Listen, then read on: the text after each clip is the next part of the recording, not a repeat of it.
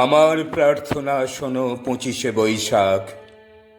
আর একবার তুমি জন্ম দাও রবীন্দ্রনাথের। হতাশায় স্তব্ধ বাক্য, ভাষা চাই আমরা নির্বাক। পাঠাবো মৈত্রীর বাণী সারা পৃথিবীকে জানি ফের। রবীন্দ্রনাথের কণ্ঠে আমাদের ভাষা যাবে শোনা, ভেঙে যাবে রুদ্ধশ্বাস, নিরুদ্যম সুদীর্ঘ মৌনতা। আমাদের দুঃখ সুখে ব্যক্ত হবে প্রত্যেক রচনা, পীড়নের প্রতিবাদে উচ্চারিত হবে সব কথা। আমি দিব্য চক্ষে দেখি অনাগত সে রবীন্দ্রনাথ, দস্যুতায় দৃপ্ত কণ্ঠ বিগত দিনের। ধৈর্যের বাঁধন যার ভাঙে দুঃশাসনের আঘাত, যন্ত্রণায় রুদ্ধ বাক যে যন্ত্রণা সহায়হীনের। বিগত দুর্ভিক্ষে যার উত্তেজিত তিক্ত তীব্র ভাষা, মৃত্যুতে ব্যথিত আর লোভের বিরুদ্ধে খরধার। ধ্বংসের প্রান্তরে বসে আনে দৃঢ় অনাগত আশা।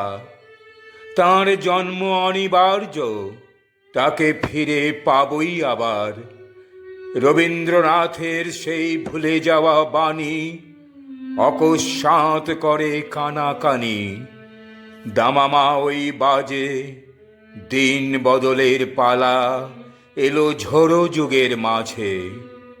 নিষ্কম্প গাছের পাতা, রুদ্ধশ্বাস, অগ্নিগর্ভ দিন।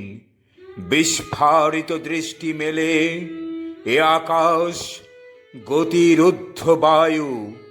আবিশ্ব জিজ্ঞাসা এক চোখে মুখে ছড়ায় রঙিন সংশয় স্পন্দিত স্বপ্ন। ভীত আশা উচ্চারণহীন, মেলে না উত্তর কোনো। সমস্যায় উত্তেজিত স্নায়ু, ইতিহাস মোড় ফেরে পদতলে বিধ্বস্ত বার্লিন। পশ্চিম সীমান্তে শান্তি, দীর্ঘ হয় পৃথিবীর আয়ু। দিকে দিকে জয়ধ্বনি, কাঁপে দিন রক্তাক্ত আভায়।